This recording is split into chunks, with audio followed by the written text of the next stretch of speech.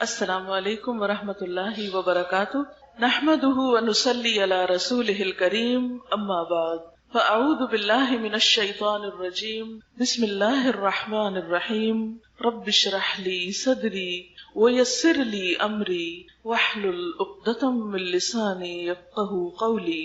کل ہم نے اللہ تعالیٰ کے شکر ادا کرنے کے بارے میں بات کی تھی اور شکر ادا کرنے کا طریقہ جانا تھا ہم نے کہ شکر اس وقت ادا ہو سکتا ہے جب انسان کے دل میں اللہ تعالیٰ کی نعمتوں کا احساس ہو، اور نعمتوں کا احساس اس وقت پیدا ہوتا ہے جب انسان کائنات میں غور و فکر کرتا ہے، نعمتوں کی قدر پہچانتا ہے، اور ان نعمتوں کے بارے میں غور و فکر کریں یا نہ کریں، ان کی قدر و قیمت پہچانے یا نہ پہچانے، بہرحال قیامت کے دن ہم سب سے سوال ضرور ہوگا۔ لَتُسْأَلُنَّ يَوْمَئِذٍ عَنِ النَّعِيمِ، تم سے اس روز نعمتوں کے بارے میں ضرور پوچھا جائے گا۔ کیا پوچھا جائے گا؟ کہ ان نعمتوں کی نمبر 1 قدر کی یا نہیں کی، اعتراف کیا یا نہیں کیا، اس پر اللہ کا شکر ادا کیا یا نہیں کیا، ان نعمتوں کو اللہ کی مرضی کے مطابق استعمال کیا یا اللہ کی نافرمانی میں استعمال کیا۔ اور اسی مناسبت سے آج ہم سورۃ الرحمن، جو کہ آپ سب کی جانی پہچانی ہے، اور سورۃ الرحمن میں ایک آیت جو بار بار دہرائی جاتی ہے، 31 بار آئی ہے، فَبِأَيِّ آلَاءِ رَبِّكُمَا تُكَذِّبَانِ، اپنے رب کی کن کن نعمتوں کو جھٹلاؤ گے؟ تو یقیناً ہمارے پاس جھٹلانے کی، ان کے انکار کی کوئی وجہ نہیں ہے۔ قیامت کے دن بھی ہم انکار نہیں کر سکیں گے، ہم میں سے کوئی یہ نہیں کہہ سکے گا کہ میں نے تو نعمت استعمال ہی نہیں کی، مجھے تو معلوم ہی نہیں، یا مجھے تو پتہ ہی نہیں تھا کہ یہ بھی ایک نعمت ہوتی ہے۔ تو آئیے سورۃ الرحمن کا پہلے تھوڑا ترجمہ دیکھتے ہیں، پھر اس کے بعد ان نعمتوں کا ذکر جو کچھ دنیا سے متعلق ہے اور کچھ آخرت سے متعلق ہے۔ اللہ کے نام سے ابتدا کرتی ہوں جو بے انتہا مہربان اور رحم فرمانے والا ہے۔ الرحمن، بے حد مہربان، علم القرآن، اس نے قرآن کی تعلیم دی، خلق الانسان، اس نے انسان کی تخلیق کی، اس نے انسان کو بنایا، علمہ البیان، اس نے انسان کو بولنا سکھایا۔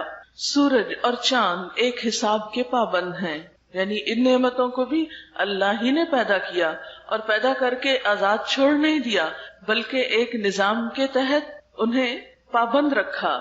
اور تارے اور درخت سب سجدہ ریز ہیں، یعنی پوری کائنات اللہ کے آگے جھکی ہوئی ہے، اللہ کی اطاعت کر رہی ہے۔ اس میں ہم بندوں کے لیے ایک سبق ہے کہ ہم نعمتیں پا کر کیا واقعی اللہ کے اطاعت گزار ہیں یا پھر اس کی نافرمانی کے کاموں میں لگے ہوئے ہیں۔ آسمان کو اس نے بلند کیا، یعنی انسان کو غور و فکر کی دعوت دی جا رہی ہے کہ دیکھو ایک چھت جو بغیر ستونوں کے ہے کتنی اونچی اٹھی ہوئی ہے کہ وہاں تک انسان کی رسائی بھی نہیں، اور میزان قائم کر دی، یعنی ہر چیز کے اندر ایک بیلنس رکھا، اعتدال رکھا۔ اس کا تقاضا یہ ہے کہ تم میزان میں خلل نہ ڈالو، یعنی اے انسان ان نعمتوں کو صحیح طور پر استعمال کرو اور زمین میں فساد نہ کرو، بگاڑ نہ پیدا کرو، اور انصاف کے ساتھ ٹھیک ٹھیک تولو اور ترازو میں ڈنڈی نہ مارو، یعنی بندوں کے حقوق صحیح طور پر ادا کرو۔ زمین کو اس نے سب مخلوقات کے لیے بنایا، یعنی زمین صرف انسانوں کے لیے نہیں، اس لیے اس میں ہمیں صرف انسانوں کے حقوق ہی نہیں، جانوروں کے اور دیگر مخلوقات کے حقوق بھی ادا کرنے ہیں، ان کا خیال بھی رکھنا ہے۔ اس میں ہر طرح کے بکثرت لذیذ پھل ہیں، کھجور کے درخت ہیں جن کے پھل غلافوں میں لپٹے ہوئے ہیں، طرح طرح کے غلے ہیں جن میں بھوسا بھی ہوتا ہے اور دانہ بھی ہے۔ بس اے جن و انس، تم اپنے رب کی کن کن نعمتوں کو جھٹلاؤ گے؟ انسان کو اس نے ٹھیکری جیسے سوکھے سڑے گارے سے بنایا، یعنی انسان اپنی حقیقت پر تو غور کرے، کہاں سے اٹھایا گیا، اور جن کو آگ کی لپٹ سے پیدا کیا۔ بس اے جن و انس، تم اپنے رب کے کن کن عجائب قدرت کو جھٹلاؤ گے؟ دونوں مشرق اور دونوں مغرب، سب کا مالک و پروردگار وہی ہے۔ بس اے جن و انس، تم اپنے رب کی کن کن قدرتوں کو جھٹلاؤ گے؟ 2 مشرق اور 2 مغرب کیسے؟ آپ نے دیکھا ہوگا کہ جہاں سے سورج نکلتا ہے وہاں سے غروب ہوتا ہے، یعنی ہر نکلنے والا سورج ہر روز جہاں طلوع ہوتا ہے وہاں غروب بھی ہوتا ہے، پھر جہاں غروب ہو رہا ہوتا ہے وہاں کسی اور جگہ طلوع بھی ہو رہا ہوتا ہے۔ تو ہر مغرب مشرق بھی ہے اور ہر مشرق مغرب بھی ہے، اس لیے 2 مشرق اور 2 مغرب کی بات ہوئی۔ پلیز آپ ذرا باہم اگر باتیں کرنا چاہتے ہیں تو باہر چلے جائیں۔ قرآن آپ کے سامنے پڑھا جا رہا ہے، یہ باتیں بعد میں بھی ہو سکتی ہیں، پورے ہال میں صرف آپ دو لوگ ہیں جو باہم بات کر رہے ہیں، یہ میری باتیں اس وقت نہیں ہو رہی ہیں، اللہ کا کلام آپ کے سامنے پڑھا جا رہا ہے، اس کا ترجمہ آپ کو بتایا جا رہا ہے۔ اس وقت آپ مجھے رسپیکٹ نہیں دے رہے، اللہ کے کلام کو دے رہے ہیں یا نہیں دے رہے؟ کیا آپ کی اپنی باتیں اس کلام سے زیادہ اہم ہیں؟ دونوں مشرقوں اور دونوں مغربوں سب کا مالک اور پروردگار وہی ہے، بس اے جن و انس تم اپنے رب کی کن کن قدرتوں کو جھٹلاؤ گے؟ دو سمندروں کو اس نے چھوڑ دیا کہ باہم مل جائیں، یعنی سمندر میں دو طرح کے مختلف پانی، میٹھا اور کھاری، اسی طرح ٹھنڈا اور گرم دو طرح کا پانی ایک ہی جگہ ساتھ ساتھ چل رہا ہوتا ہے اور باہم ملتا نہیں، دونوں کے درمیان ایک پردہ حائل ہے۔ یہ سب کچھ کرنے والا کون ہے؟ اللہ رب العزت۔ دو سمندروں کو اس نے چھوڑ دیا کہ باہم مل جائیں، پھر بھی ان کے درمیان ایک پردہ حائل ہے جس سے وہ تجاوز نہیں کرتے، بس اے جن و انس تم اپنے رب کی قدرت کے کن کن کرشموں کو جھٹلاؤ گے، یعنی کیسے نہیں اپنے رب کو پہچانو گے؟ ان سمندروں سے موتی اور مونگے نکلتے ہیں، بس اے جن و انس تم اپنے رب کی قدرت کے کن کن کمالات کو جھٹلاؤ گے؟ اور یہ جہاز اسی کے ہیں جو سمندروں میں پہاڑوں کی طرح اونچے اٹھے ہوئے ہیں، یعنی پانی میں ایک سوئی تو ڈوب جاتی ہے لیکن اتنا بڑا جہاز جو کہ پورے پہاڑ کی طرح نظر آتا ہے یا پہاڑ جتنا وزنی ہو سکتا ہے، وہ تیر کر ایک حصے سے دوسرے پہ چلا جاتا ہے، یہ اس کو صلاحیت کس نے بخشی؟ تم اپنے رب کے کن کن کمالات کو جھٹلاؤ گے؟ اور یہ جہاز اسی کے ہیں جو سمندر میں پہاڑوں کی طرح اونچے اٹھے ہوئے ہیں، پھر تم اپنے رب کے کن کن احسانات کو جھٹلاؤ گے؟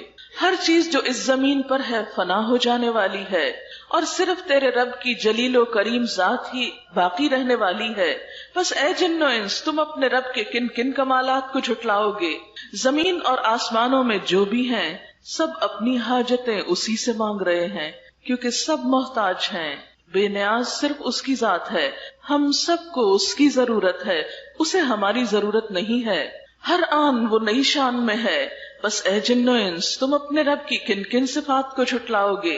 اے زمین کے بوجھو، ان قریب ہم تم سے باز پرس کرنے کے لیے یعنی تمہارا حساب لینے کے لیے فارغ ہوئے جاتے ہیں، پھر دیکھ لیں گے کہ تم اپنے رب کے کن کن احسانات کو جھٹلاؤ گے۔ یعنی انسان ہمیشہ اس دنیا میں نہیں رہے گا، یہ نعمتیں ہمیشہ ہمارے پاس نہیں رہیں گی، ہمیں بہت جلد یہ دنیا جس کی محبت میں ہم ڈوبے ہوئے ہیں، جس کے اوپر ہم کچھ اور سوچ ہی نہیں سکتے، یہ سب بہت جلد چھوڑ کر اپنے رب کی طرف واپس جانے والے ہیں، پھر ہم میں سے ایک ایک کا حساب ہوگا، ہر ایک کو جواب دہی کرنے ہوگی کہ وہ اپنے رب کی نعمتوں کو پا کر رب کے ساتھ کیا معاملہ کرتا رہا، اس کے دین کے ساتھ کیا سلوک کرتا رہا، اس کی کتاب کو اس نے کتنی اہمیت دی، اس کے رسول صلی اللہ علیہ وسلم کی کتنی عزت کی۔ ان سب نعمتوں کو پا کر بہت جلد ہم سے پوچھ ہوگی، لہٰذا وہاں جا کر تم کس نعمت کو جھٹلا سکو گے؟ اے گروہ جن و انس، تم زمین اور آسمانوں کی سرحدوں سے نکل کے بھاگ سکتے ہو تو بھاگ دیکھو، یعنی تم اللہ کے آگے کس قدر عاجز ہو، کہیں جا نہیں سکتے۔ اگر تم بھاگنا بھی چاہو تو اس کے لیے بڑا زور چاہیے، اور وہ زور ہم میں سے کس کے پاس ہے کہ ہم اپنے رب سے بھاگ نکلیں کہیں؟ پھر اپنے رب کی کن کن قدرتوں کو تم جھٹلاؤ گے؟ بھاگنے کی کوشش کرو گے تو تم پر آگ کا شعلہ اور دھواں چھوڑ دیا جائے گا جس کا تم مقابلہ نہ کر سکو گے۔ اے جن و انس، تم اپنے رب کی کن کن قدرتوں کا انکار کرو گے؟ پھر کیا بنے گی اس وقت جب آسمان پھٹے گا اور لال چمڑے کی طرح سرخ ہو جائے گا؟ اے جن و انس، اس وقت تم اپنے رب کی کن کن قدرتوں کو جھٹلاؤ گے؟ اس روز کسی انسان اور کسی جن سے اس کا گناہ پوچھنے کی ضرورت نہ ہوگی، کیونکہ سارا اعمال نامہ تو ہر ایک کا ساتھ ہی ہوگا، اس لیے اللہ تعالیٰ کو یہ پوچھنے کی ضرورت نہیں ہوگی کہ کون کیا جرم کر کے آیا، کوئی تنہائی میں ہو یا سب کے سامنے ہو، چھپ کے کوئی کام کرے یا سب کو بتا کے کرے، ہر غلط کام اعمال نامے میں لکھا جا رہا ہے اور وہ سب کے سامنے کھل کر آ جائے گا، انسان کچھ بھی چھپا نہ سکے گا۔ پھر دیکھ لیا جائے گا کہ تم دونوں گروہ اپنے رب کے کن کن احسانات کا انکار کرتے ہو۔ مجرم وہاں اپنے چہروں سے پہچان لیے جائیں گے، یعنی جرم چہروں پر، شکلوں پر نظر آئے گا، کیونکہ ہر انسان کا چہرہ اس کے دل کی عکاسی کرتا ہے، تو گناہ کی ابتدا بھی دل سے ہوتی ہے۔ رمضان اسی لیے تقویٰ کا مہینہ ہے کہ دلوں کی اصلاح کرتا ہے، اور انسان جب کوئی غلط کام کرنا چاہتا ہے تو سب سے پہلے اس کی سوچ آتی ہے، اس کی خواہش پیدا ہوتی ہے پھر اس کے بعد انسان قدم اٹھاتا ہے. اس لیے چہرے پر سب دلوں کے آثار اور دلوں کے خیالات نظر آ رہے ہوں گے، کیونکہ وہیں پر سارے خیالات جمع ہوئے تھے، یعنی دل میں، اور دل سے پھر انسان کے عمل میں آئے، ظاہر میں آئے. تو قیامت کے دن سب کچھ چہروں سے عیاں ہو جائے گا، اور انہیں پیشانی کے بال اور پاؤں پکڑ پکڑ کر گھسیٹا جائے گا، یعنی مجرم لوگوں کو. اس وقت تم اپنے رب کی کن کن قدرتوں کو جھٹلاؤ گے؟ اس وقت کہا جائے گا یہ وہی جہنم ہے جس کو مجرمین جھوٹ قرار دیتے تھے، یعنی صحیح طور پر ایمان نہیں رکھتے تھے. اسی جہنم اور کھولتے ہوئے پانی کے درمیان وہ گردش کرتے رہیں گے. پھر اپنے رب کی کن کن قدرتوں کو جھٹلاؤ گے، یعنی جب آگ میں وہ تڑپ اٹھیں گے تو سخت پیاس لگے گی. آپ نے دیکھا ہوگا ذرا موسم گرم ہو تو انسان کو پیاس زیادہ لگنے لگتی ہے. تو جہنم میں بھی جب وہ آگ میں جلیں گے تو سخت پیاسے ہوں گے. پھر وہ پانی مانگیں گے تو ابلتا ہوا پانی ان کو پیش کیا جائے گا. پانی پی کر پھر اپنے ٹھکانے پہ لوٹیں گے تو آگ ہی آگ پائیں گے، اور یوں ہی ان کی عمر بیت جائے گی. پھر اپنے رب کی کن کن قدرتوں کو تم جھٹلاؤ گے؟ اور ہر اس شخص کے لیے جو اپنے رب کے حضور پیش ہونے کا خوف رکھتا ہو 2 باغ ہیں. اپنے رب کے کن کن انعامات کو جھٹلاؤ گے؟ یعنی ایک طرف مجرموں کا انجام بتایا گیا تو دوسری طرف اللہ کے فرما بردار لوگوں کا انجام بتایا گیا کہ ان کی خوشی کے لیے 2 باغ ہوں گے. 2 کس لیے؟ کہ جب ایک سے دل بھرے گا تو دوسرے میں چلے جائیں گے، اور اسی طرح کبھی ایک جگہ کبھی دوسری جگہ. ہری بھری ڈالیوں سے بھرپور اپنے رب کے کن کن انعامات کو جھٹلاؤ گے؟ دونوں باغوں میں 2 چشمے رواں. اپنے رب کے کن کن انعامات کو جھٹلاؤ گے؟ دونوں باغوں میں ہر پھل کی 2 قسمیں. اپنے رب کے کن کن انعامات کو تم جھٹلاؤ گے؟ جنتی لوگ ایسے فرشوں پہ تکیے لگائے بیٹھیں گے جن کے استر دبیز ریشم کے ہوں گے، اور باغوں کی ڈالیاں پھلوں سے جھکی پڑ رہی ہوں گی. اپنے رب کے کن کن انعامات کو تم جھٹلاؤ گے؟ ان نعمتوں کے درمیان شرمیلی نگاہوں والیاں ہوں گی جنہیں ان جنتیوں سے پہلے کسی انسان یا جن نے ہاتھ نہ لگایا ہوگا. اپنے رب کے کن کن انعامات کو تم جھٹلاؤ گے؟ ایسی خوبصورت جیسے ہیرے اور موتی. اپنے رب کے کن کن انعامات کو تم جھٹلاؤ گے؟ نیکی کا بدلہ نیکی کے سوا اور کیا ہو سکتا ہے؟ پھر اے جن و انس اپنے رب کے کن کن اوصاف حمیدہ کا تم انکار کرو گے؟ اور ان 2 باغوں کے علاوہ 2 باغ اور ہوں گے. اپنے رب کے کن کن انعامات کو تم جھٹلاؤ گے؟ گھنے سرسبز اور شاداب باغ. اپنے رب کے کن کن انعامات کو تم جھٹلاؤ گے؟ دونوں باغوں میں 2 چشمے فواروں کی طرح ابلتے ہوئے. اپنے رب کے کن کن انعامات کو تم جھٹلاؤ گے؟ ان میں بکثرت پھل اور کھجوریں اور انار. اپنے رب کے کن کن انعامات کو تم جھٹلاؤ گے؟ ان نعمتوں کے درمیان خوب سیرت اور خوبصورت بیویاں. اپنے رب کے کن کن انعامات کو تم جھٹلاؤ گے؟ خیموں میں ٹھہرائی ہوئی حوریں. اپنے رب کے کن کن انعامات کو تم جھٹلاؤ گے؟ ان جنتیوں سے پہلے کبھی کسی انسان یا جن نے ان کو چھوا نہ ہوگا. اپنے رب کے کن کن انعامات کو تم جھٹلاؤ گے؟ وہ جنتی سبز قالینوں اور نفیس و نادر فرشوں پر تکیے لگا کے بیٹھیں گے. اپنے رب کے کن کن انعامات کو تم جھٹلاؤ گے؟ تبارک اسم ربک ذی الجلال والاکرام. بڑی برکت والا ہے تیرے رب جلیل و کریم کا نام. بسم اللہ الرحمن الرحیم. سورۃ الواقعہ. بنیادی طور پر اس سورت میں 3 انسانی گروہوں کا ذکر کیا گیا ہے جن کا چوتھا کوئی اور نہیں. اذا وقعت الواقعہ. اذا جب، وقعت واقع ہو جائے گا. واقعہ واقع ہونے والا. وقع کا مطلب ہوتا ہے اوپر سے نیچے گرنا، اسی سے لفظ واقع ہے اور پھر واقعہ. اردو میں بھی لفظ واقعہ استعمال ہوتا ہے. یہاں مراد واقع ہونے والا یعنی روز قیامت، اور واقعہ مؤنث ہے، اشارہ ہے یوم الساعہ کی طرف. جیسے کہ آپ جانتے ہیں کہ قیامت کے کئی نام ہیں جن میں سے ایک خود قیامہ، پھر طامہ، ساخہ، آزفہ، قارعہ. تو اسی طرح واقعہ بھی دراصل کیا ہے؟ قیامت کے ناموں میں سے ایک نام. تو مراد اس سے کیا ہے؟ جب قیامت واقع ہوگی، جب قیامت برپا ہو جائے گی، سر پر آ پڑے گی. اذا وقعت الواقعہ، جب وہ واقعہ پیش آ جائے گا، قیامت قائم ہو جائے گی. اور اس کا قائم ہونا ایسا ہے، لیس لوقعتها کاذبہ. لیسا نہیں، وقعہ واقع ہونا، ہاں اس کا یعنی اس کا واقع ہونا نہیں ہے، کاذبہ کوئی جھوٹ، کوئی جھوٹی بات نہیں ہے، یہ ایک یقینی بات ہے، سچی بات ہے. قیامت کا واقعہ ایسا واقعہ ہے کہ جب وہ پیش آ جائے گا تو کوئی بھی اس کو جھٹلا نہ سکے گا. آج دنیا میں بہت سے لوگ ایسے ہیں جو اس دن کو نہیں مانتے، اس آنے والے حادثے کا انکار کرتے ہیں کہ ایسا کچھ بھی نہیں، یہ صرف من گھڑت باتیں ہیں۔ اور یہ ایک حقیقت ہے کہ آخرت پر ایمان ارکان ایمان میں سے ہے۔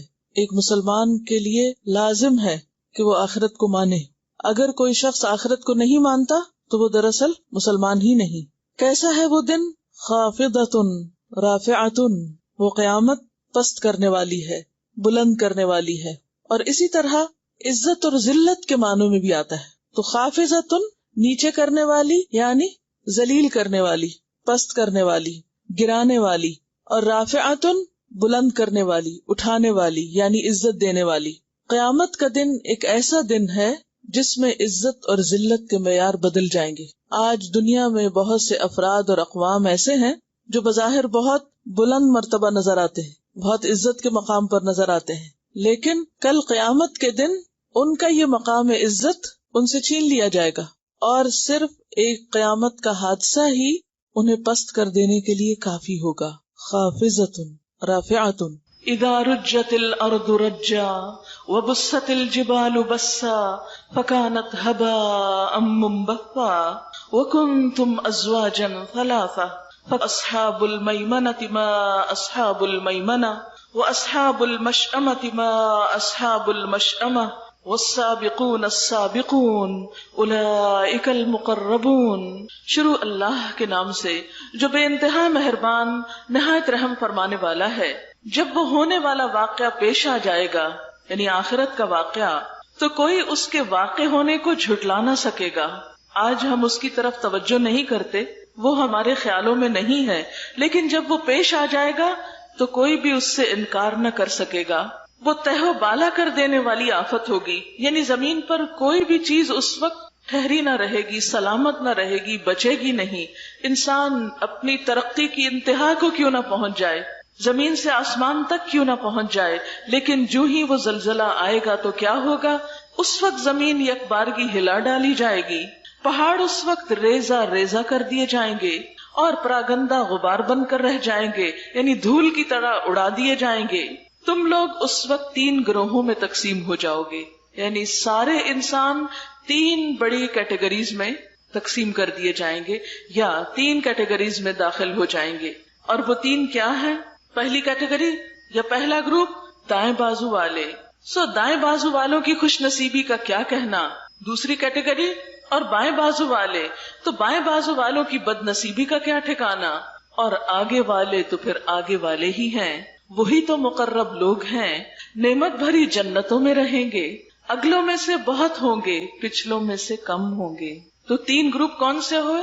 ایک دائیں بازو والے جو عام نیک اچھے لوگ ہیں، ایک بائیں بازو والے جو برے لوگ ہیں، اور ایک تیسری کیٹیگری سابقون، آگے جانے والے، اللہ کے مقرب لوگ۔ اور یہ سابقون، سبقت لے جانے والے کون ہیں؟ جو نیکی اور خیر اور بھلائی کے کاموں میں دوڑ لگاتے ہیں، آگے سے آگے جاتے ہیں۔ وہ یہ نہیں دیکھتے کہ کوئی اور نیکی نہیں کر رہا تو میں کیوں کروں، وہ اس سوچ میں رہتے ہیں کہ کون سی نیکی میں سب سے پہلے آگے بڑھ کر کروں، نیکی کے کاموں میں آگے نکل جاؤں۔ آج ہم اپنے چاروں طرف دیکھتے ہیں تو ہماری دوڑ کس کی طرف ہے؟ دنیا کی طرف۔ دنیا کی محبت میں ہم دنیا ہی کی طرف دوڑ رہے ہیں، آخرت سامنے ہی نہیں ہے، اس لیے اس کی سوچ بھی نہیں، فکر بھی نہیں۔ اسی لیے ہم صرف وہ کام کرتے ہیں جس سے ہمیں دنیا کا فائدہ زیادہ ہو، وہ کام ہم پیچھے یا کل پہ یا آئندہ زندگی پہ ڈال دیتے ہیں جو آخرت میں فائدہ دینے والے ہیں۔ حالانکہ ہم میں سے کسی کو نہیں پتا کہ آج زندگی ختم ہو جائے تو کل ہماری آخرت شروع ہو جائے، اور آخرت کا امتحان دنیا کے امتحان سے پہلے آ جائے۔ کوئی نہیں جانتا کہ کس وقت کس پر کیا بیت جائے۔ تو ایسے میں تیسری قسم کے لوگ جو نیکیوں میں آگے جانے والے ہیں، خیر اور بھلائی میں آگے بڑھنے والے ہیں، وہ انتظار نہیں کرتے، وہ سستی کا شکار نہیں ہوتے، وہ کبھی بھی دوسروں پہ نہیں ڈالتے، وہ خود انیشیٹو لیتے ہیں۔ اور اس کو ایک چھوٹی سی مثال سے سمجھاؤں گی۔ مثلاً آپ راہ چل رہے ہیں، راستے میں کوئی کوڑا کرکٹ نظر آتا ہے تو ایک ایٹیٹیوڈ یہ ہو سکتا ہے کہ فوراً آگے بڑھے اور اٹھا لیں کہ یہ نیکی کا کام میں کر لوں، اور ایک یہ ہے کہ کوئی اور آئے، میری تو ڈیوٹی نہیں، میں تو یہاں پڑھنے کے لیے آتی ہوں، میرا تو یہ کام نہیں کہ میں یہاں اسکول کی صفائی کرتی رہوں، کوئی ہوگا جو اٹھا لے گا۔ یا کوئی بھی جب خیر و بھلائی کا کام آتا ہے، مثلا نماز ہی کا وقت آتا ہے تو ہم میں سے کتنے لوگ ہیں جو دوڑ لگائیں کہ میں اول وقت میں نماز پڑھ لوں، پہلے میں نماز پڑھ لوں. ہم کہتے ہیں اچھا پہلے آپ پڑھ لیں، پہلے وہ پڑھ لیں. صبح سو کر اٹھنے کا آپ سوچیں کہ ہم صرف انتظار میں رہتے ہیں، اچھا پہلے ایک اٹھ جائے، وہ واش روم میں چلا جائے، پھر ہم اٹھیں گے. پھر یعنی دنیا کا معاملہ ہو، کہیں دنیا کا فائدہ ہو تو ہم سب سے پہلے سب سے آگے ہوں گے. حالانکہ دنیا اللہ کے نزدیک مچھر کا پر بھی نہیں، جسے وہ دار الغرور، دھوکے کا گھر کہتا ہے، بہت جلد ختم ہونے والا. کل من علیہا فان، سب کچھ فنا ہونے والا. ویبقى وجہ ربک ذی الجلال والاکرام، رب ذی الجلال کا جو باقی رہنے والی ذات ہے اور وہی کی نعمتیں جو باقی رہنے والی ہیں، ان کے حصول کے لیے، انسین دنیا کے لیے جو کوششیں ہیں وہ ہم سب جائزہ لے سکتے ہیں. کیونکہ کوئی کسی کو نہ دیکھے، دوسروں پہ نظر نہ ڈالے، اپنے آپ کو دیکھیں کہ میرے اندر نیکی کا کتنا شوق ہے، اور نیکی کے جس کام کے لیے بھی مجھے پکارا جاتا ہے اس کے لیے میں کتنے شوق سے اس کی طرف بڑھتا ہوں. سابقون وہ لوگ ہوں گے کہ نبی صلی اللہ علیہ وسلم نے ان کے بارے میں فرمایا کہ جب ان کے سامنے حق پیش کیا گیا تو انہوں نے قبول کر لیا، اور دوسروں کے معاملے میں وہی چاہا جو وہ اپنے معاملے میں چاہتے تھے. اور پھر یہاں پر تینوں گروہوں کے انجام بتائے گئے ہیں، اور مقرب لوگوں کے بارے میں بتایا کہ نعمت بھری جنتوں میں رہیں گے، اگلوں میں سے بہت ہوں گے، پچھلوں میں سے کم. ظاہر ہے کہ نبی صلی اللہ علیہ وسلم کے زمانے میں لوگوں کے اندر نیکی اور خیر کی محبت زیادہ تھی، پھر آہستہ آہستہ دنیا کی محبت آگے آ گئی، نیکیوں کی محبت جو ہے وہ پیچھے چلی گئی. تو قدرتی طور پر ایک تناسب یا ریشو جو ہے مقربین کا یا نیکی میں آگے بڑھنے والوں کا وہ کم ہوتا چلا جائے گا. اس لیے فرمایا کہ پچھلوں میں سے کم. مرصع تختوں پہ تکیے لگائے آمنے سامنے بیٹھیں گے، ان کی مجلسوں میں ابدی لڑکے شراب چشمہ جاری سے لبریز پیالے اور کنٹر اور ساغر لیے دوڑتے پھرتے ہوں گے، جسے پی کر نہ ان کی عقل چکرائے گی اور نہ عقل میں فطور آئے گا. جب جنت کا ذکر آتا ہے تو بہت سے لوگ جنت کا مذاق اڑانے لگتے ہیں اور کہتے ہیں یہ سب لالچ دیا ہوا ہے. میں ایسے لوگوں سے پوچھتی ہوں کہ دنیا کی حقیر چیزوں کے لالچ میں تو وہ ایک دوسرے سے آگے جانے کی کوشش کرتے ہیں، لیکن اللہ تعالیٰ جب جنت کی بات کرتے ہیں تو اس کو لالچ کی بات کہہ کے جھٹلا دیتے ہیں. یہ دراصل شیطان کا دھوکا ہوتا ہے جو جنت کی قیمت ہماری نگاہوں میں کم کر کے پھر اس کے لیے کوشش بھی نہیں کرنے دیتا. اور عام طور پر بہت پاک باز بنتے ہیں لوگ یہ کہتے ہوئے نہیں جنت کے لالچ میں نہیں نیکی کرنی چاہیے، صرف اللہ کی رضا میں کرنی چاہیے. نہیں، جب اللہ تعالیٰ خود ہمیں جنت کا شوق دلاتے ہیں، اس نے ہمیں پیدا کیا ہے، وہ جانتا ہے کہ ہمارے دلوں کے اندر کیا ہے اور ہمارے اندر مادی چیزوں کی محبت کس قدر کوٹ کوٹ کے بھری ہوئی ہے. اس لیے اللہ تعالیٰ ایک اور جگہ پر فرماتے ہیں یزکوا انفسکم، اپنے آپ کو پاکیزہ مت کہو، بل اللہ یزکی من یشاء، اللہ ہی جسے چاہتا ہے پاک کرتا ہے. تو اس لیے جنت کا ذکر جب اللہ تعالیٰ کرے تو اسے شوق سے سننا چاہیے. اللہ تعالیٰ خود فرماتے ہیں سابقوا الی مغفرۃ من ربکم وجنۃ، دوڑو اپنے رب کی بخشش حاصل کرنے کے لیے اور جنت کے لیے. یعنی جنت کی طرف دوڑ کا حکم اللہ تعالیٰ نے خود دیا ہے. اس لیے جنت کی باتیں محض لالچ کی باتیں نہیں ہیں، یہ اللہ تعالیٰ نے ہماری نفسیات کو سامنے رکھتے ہوئے ہمیں ایک انسینٹیو دیا ہے، شوق دیا ہے. پھر جنت ہی کے بارے میں فرمایا کہ جنت کے جو کارندے ہوں گے وہ مقربین کے سامنے طرح طرح کے لذیذ پھل پیش کریں گے کہ جسے چاہیں چن لیں. پرندوں کے گوشت پیش کریں گے، جس پرندے کا چاہیں استعمال کریں. ایک بہت بڑی ویرائٹی ہوگی. ان کے لیے خوبصورت آنکھوں والی حوریں ہوں گی، ایسی خوبصورت جیسے چھپا کے رکھے ہوئے موتی. یہ سب کچھ ان کے اعمال کی جزا کے طور پر انہیں ملے گا. یہ سب کچھ ان کے اعمال کی جزا کے طور پر انہیں ملے گا جو وہ دنیا میں کرتے رہے. وہاں وہ کوئی بےہودہ کلام یا گناہ کی بات نہ سنیں گے. کوئی غیبت نہیں ہوگی، کوئی چغلی نہیں ہوگی، کوئی کسی کی بیک بائٹنگ نہیں ہوگی، کوئی کسی کو تانا نہیں دے گا، کوئی کسی کا دل جلانے والی باتیں نہیں کرے گا. وہاں پر کوئی گناہ کی بات بھی نہیں، کوئی جھوٹ نہیں بولے گا، کوئی خیانت نہیں کرے گا. سب لوگ اللہ قیلن سلامن سلاما، سلامتی کی باتیں ہی کریں گے.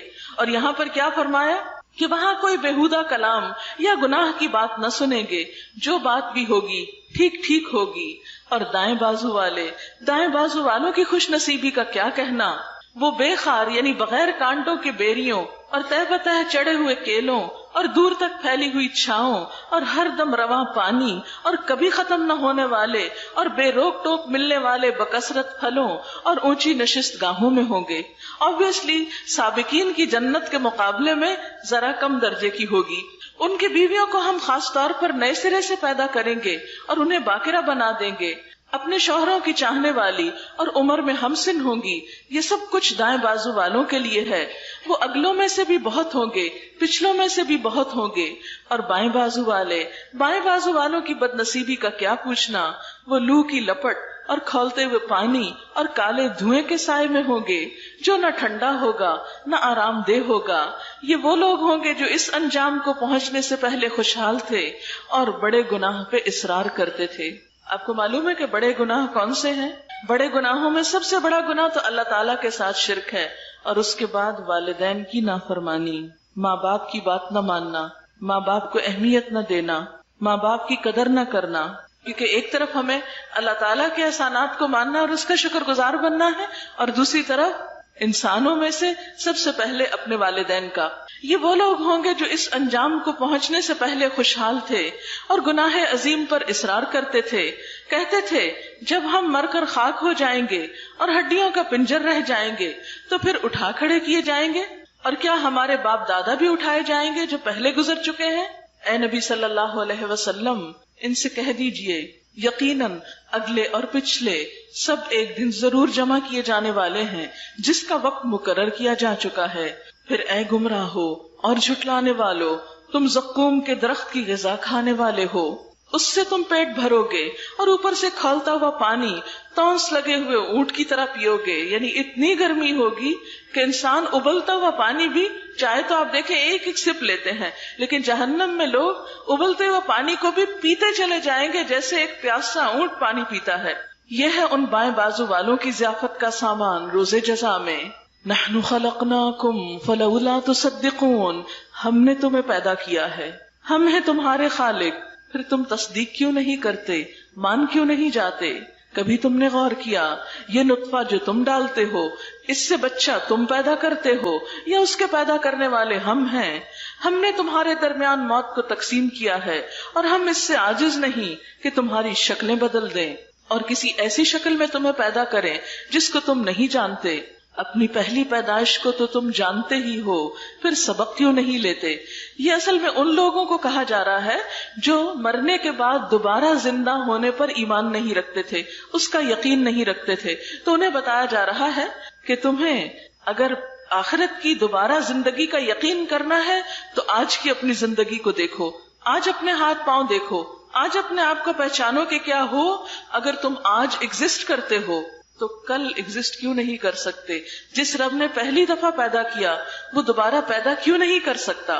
کبھی تم نے سوچا یہ بیج جو تم بوتے ہو یعنی زمین میں ڈالتے ہو، مٹی میں ڈالتے ہو، ان سے کھیتیاں تم اگاتے ہو یا ان کے اگانے والے ہم ہیں؟ خوبصورت پودے کون نکالتا ہے اس اندھیری مٹی میں سے؟ کیونکہ مٹی دیکھنے میں کیا ہے، کچھ بھی نہیں، نہ اس میں رنگ ہے، نہ ہی اس کے اندر کوئی خوشبو ہے، نہ ٹیسٹ ہے، لیکن جو پھل اور پھول اس میں سے نکلتے ہیں وہ کس قدر خوبصورت اور کتنی ویرائٹی ہوتی ہے ان کے اندر. مثلاً ایک لیموں کا پودا جو اگتا ہے زمین کے اندر سے، تو مٹی کو آپ جتنا بھی ٹیسٹ کریں اس میں کوئی کھٹائی نہیں، لیکن ایک لیموں کے اندر ٹیسٹ کون ڈالتا ہے؟ یہ سب کچھ کرنے والا کون ہے؟ یہ اللہ رب العزت ہے. کبھی تم نے سوچا یہ بیج جو تم بوتے ہو، ان سے کھیتیاں تم اگاتے ہو یا ان کے اگانے والے ہم ہیں؟ ہم چاہے تو ان کھیتیوں کو بھس بنا کر رکھ دیں اور تم طرح طرح کی باتیں کرتے رہ جاؤ. ہم پر تو الٹی چٹی پڑ گئی، بلکہ ہمارے تو نصیب ہی پھوٹے ہوئے ہیں. یعنی اللہ تعالیٰ انسان کو جب دنیا میں ایک نعمت دے کر اس سے لیتا ہے تو وہ اس پر یہ سوچنے کے بجائے کہ میرا بھی کوئی قصور ہوگا، اللہ تعالیٰ ہی کو بلیم کرنے لگتا ہے بعض اوقات، اور بعض اوقات وہ طرح طرح کی باتیں بنا کر رہ جاتا ہے اور اللہ کی طرف رجوع نہیں کرتا. کبھی تم نے آنکھیں کھول کر دیکھا یہ پانی جو تم پیتے ہو اسے تم نے بادل سے برسایا ہے یا اس کے برسانے والے ہم ہیں؟ ہم چاہے تو اسے سخت کھاری بنا دیں، یعنی بارش میٹھے پانی کی برسنے کی بجائے کڑوے پانی کی برسے. اور کتنے حیرت کی بات ہے نا، آپ دیکھیں کہ جو واٹر سائیکل ہے وہ آپ سب جانتے ہیں کہ بارش کہاں سے بنتی ہے، جو سمندر سے بخارات اٹھتے ہیں. سمندر کا پانی کس قدر کھاری ہوتا ہے، وہاں سے اللہ تعالیٰ جو پانی اٹھاتے ہیں اور بادلوں کے ذریعے پھر زمین پہ برساتے ہیں وہ کھاری نہیں ہوتا. یہ سب کچھ کرنے والا کون ہے؟ پھر تم شکر کیوں نہیں ادا کرتے؟ کبھی تم نے خیال کیا کہ یہ آگ جو تم سلگاتے ہو اس کا درخت تم نے پیدا کیا ہے یا اس کے پیدا کرنے والے ہم ہیں؟ ہم نے اس کو یاد دہانی کا ذریعہ اور حاجت مندوں کے لیے زندگی کا سامان بنایا. بس اے نبی صلی اللہ علیہ وسلم اپنے رب عظیم کے نام کی تسبیح کرو. فسبح باسم ربک العظیم. بس نہیں میں قسم کھاتا ہوں تاروں کے مواقع کی. اگر تم سمجھو تو یہ بہت بڑی قسم ہے کہ یہ ایک بلند پایا قرآن ہے. انہ لقرآن کریم فی کتاب مکنون.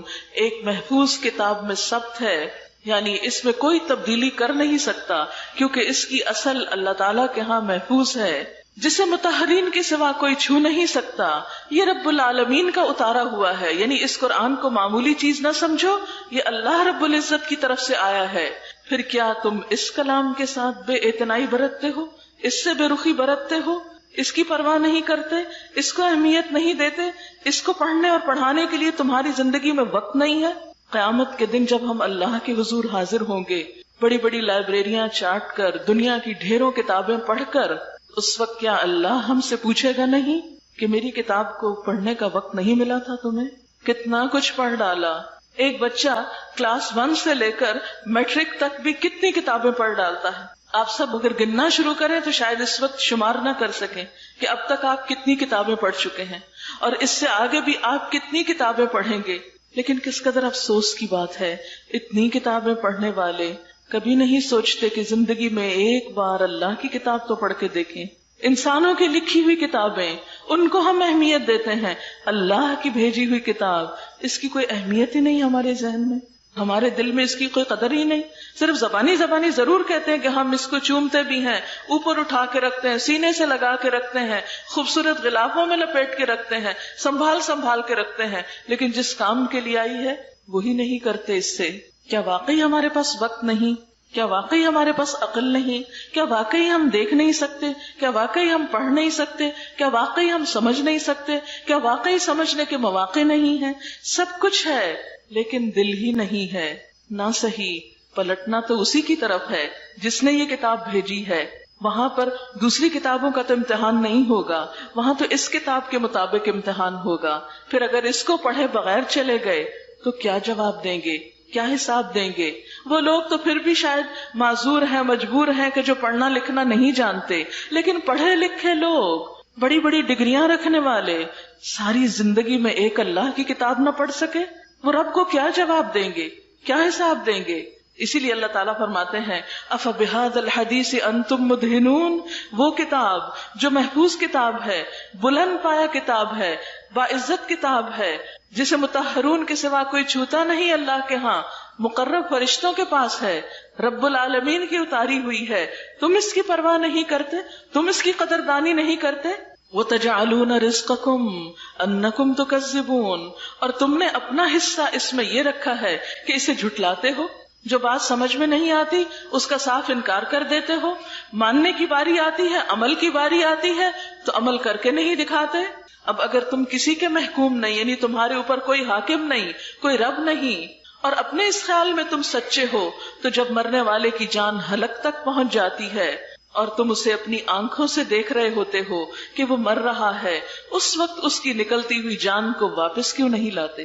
اللہ تعالیٰ پوچھ رہے ہیں، ایک سوال کر رہے ہیں کہ اگر تم سمجھتے ہو کہ تم ایسے ہی آزاد ہو اس دنیا میں اور کوئی تم سے پوچھنے والا نہیں، تمہارا حساب لینے والا نہیں، تو سوچو ذرا کہ پھر اگر تم آزاد ہو تو اپنی آزادی استعمال کرو.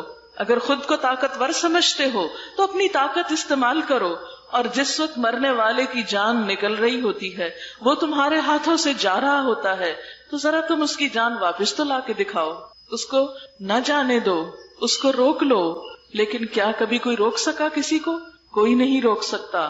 بڑے بڑے ڈاکٹرز، بڑے بڑے ہسپتال، سوفسٹیکیٹڈ آلات مرنے والوں کو روک نہیں سکتے. آج تک موت کا علاج کوئی دریافت نہیں کر سکا. موت اٹل حقیقت، بہت بڑی سچائی جس سے مجھے اور آپ کو گزرنا ہے، اور موت کے بعد مٹی میں مل نہیں جانا، حساب دینا ہے، جواب دینا ہے. اللہ کی نعمتوں کے بارے میں پوچھا جائے گا کہ ہم نے ان کو پا کر اللہ کا حق کتنا ادا کیا. اس وقت سوچو کیا جواب دو گے، کیا بولو گے؟ ہم آزاد نہیں ہیں اس دنیا میں. ہم ایک بھیجنے والے کے حکم سے آئے ہیں، اسی کے حکم سے واپس جانا ہے. اسی نے یہ کتاب اتاری ہے، اسی نے اس کے مطابق ہم سے پوچھنا ہے. اس وقت ہمارا جواب پھر کیا ہوگا؟ اس وقت تو کوئی کام نہیں آئے گا. یوم یفر المرء من اخیہ وامہ وابیہ وصاحبتہ وبنیہ، جس دن انسان بھاگے گا اپنی ہی ماں سے، اپنے ہی باپ سے، اپنے ہی بیٹے سے، اپنی ہی بیوی سے. اس دن ہر انسان کو ایسی پڑی ہوگی جو اسے دوسروں سے بے پرواہ کر دے گی. ہر انسان اتنا خود غرض ہو چکا ہوگا کہ اسے صرف اپنی فکر ہوگی. دنیا میں ایک معمولی ٹیسٹ اور امتحان ہوتا ہے تو ہم میں سے ہر ایک کو اپنی پڑی ہوئی ہوتی ہے. اس وقت ہمیں یہ یاد نہیں ہوتا کہ میری فرینڈ کا پیپر اس وقت کیسا ہو رہا ہے، میری بہن کا پیپر اس وقت کیسے ہو رہا ہے. ہر انسان کو یہ فکر ہوتی ہے کہ جو لکھا ہے سوال نامے میں اس کا جواب ٹھیک ٹھیک دے دوں، میرے نمبر زیادہ آنے چاہیے. بہن اپنا انجام خود جانے. تو دنیا میں اگر امتحان کے کمرے میں انسان اتنا خود غرض ہو جاتا ہے تو آخرت کے امتحان میں انسان کی خود غرضی کا کیا عالم ہوگا. کون کس کو پوچھے گا، کون کس کا سہارا لے گا، کون کس کی مدد لے گا. اس وقت تو ہر انسان تنہا آئے گا. وَلَقَدْ جِئْتُمُونَا فُرَادًا كَمَا خَلَقْنَاكُمْ أَوَّلَ مَرَّةٍ، تم ہمارے پاس اکیلے ہی واپس آ گئے جس طرح ہم نے تم کو پہلے دن پیدا کیا تھا. دنیا میں بھی اکیلے آتے ہیں، واپسی بھی اکیلے ہوگی، قبر میں بھی اکیلے ہوں گے، حساب کے وقت بھی اکیلے ہوں گے. پھر کیوں نہیں سنبھلتے، کیوں نہیں غور کرتے، کیوں نہیں تیاری کرتے، کیوں نہیں اللہ سے اپنا تعلق مضبوط کرتے. اب اگر تم کسی کے محکوم نہیں ہو اور اپنے اس خیال میں سچے ہو تو جب مرنے والے کی جان حلق تک پہنچ چکی ہوتی ہے اور تم آنکھوں دیکھ رہے ہوتے ہو کہ وہ مر رہا ہے، اس وقت اس کی نکلتی ہوئی جان کو واپس کیوں نہیں لے آتے؟ اس وقت تمہاری نسبت ہم اس کے زیادہ قریب ہوتے ہیں مگر تم کو نظر نہیں آتے. پھر وہ مرنے والا اگر مقربین میں سے ہو تو اس کے لیے راحت اور عمدہ رزق اور نعمت بھری جنت ہے، اور اگر وہ اصحاب یمین میں سے ہو تو اس کا استقبال یوں ہوتا ہے کہ سلام ہے تجھ پر، تو اصحاب الیمین میں سے ہے. اور اگر وہ جھٹلانے والے گمراہ لوگوں میں سے ہو تو اس کی تواضع کے لیے کھولتا ہوا پانی ہے اور جہنم میں جھونکا جانا ہے. ان ھذا لہو حق الیقین، بے شک یہ سب کچھ قطعی حق ہے. فسبح باسم ربک العظیم، پس تسبیح بیان کرو اپنے رب عظیم کے نام کی. سب تسبیح پڑھے. سبحان اللہ وبحمدہ عدد خلقہ ورضا نفسہ وزنۃ عرشہ ومداد کلماتہ. سبحان اللہ وبحمدہ عدد خلقہ ورضا نفسہ وزنۃ عرشہ ومداد کلماتہ. سبحانک اللہم وبحمدک نشہد ان لا الہ الا انت نستغفرک ونتوب الیک. والسلام علیکم ورحمۃ اللہ وبرکاتہ.